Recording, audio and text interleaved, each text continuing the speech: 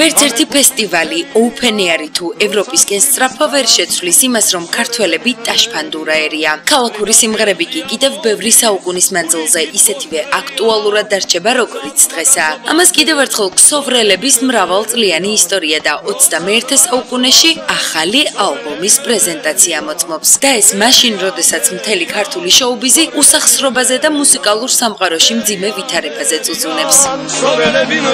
ამას ბევრი გამოეხმაურე კომპოზიტორები, პოეტები, წერილები, ყველა და მათ შეგიქმნეს კაი ტექსტები, კაი მუსიკა, მორის მოცხიშვილი, ვაჟა აზარაშვილი, რამდენი დათო კევლიშვილი, რომელიც რომ კაკლის მურაბის ავტორია ბოლო დროს, მან დიდი პოპულარობით მომიტანა ის გამარჯვება და ის სიხარული, მან დაწერა კაკლის მურაბა.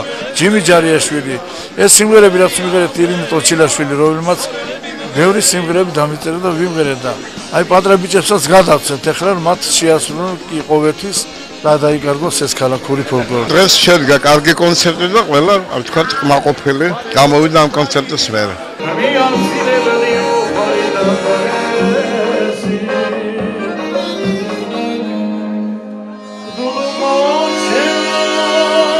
კლუბმა რამდენადაც არ უნდა გაგიკვირდეთ, ქსოვრელების ახალი ალბომის პრეზენტაციას უმასპინძლა. დიახ, ნახევარი სამამულო შოუ-ბიზის ნანინანა ტრისიდი სწორედ ქალაქურმა დოლ-გარმონით განთქმულმა შემსრულებლებმა გამოსცეს. კრებულში 11 სიმღერა შედის, თუმცა საღამოზე მისულები კიდევ უფრო მაშინ გავოგნდით, როდესაც ერთმანეთის გვერდით ქსოვრელები და ქართველი რეპ შემსრულებლები ვიხილეთ. ორგანიზატორი ვარ, თანაორგანიზატორი გზავნილ საღამოსი და მექსის სტილი უფრო მოუხდებოდა ვიდრე ჩემი რეპი.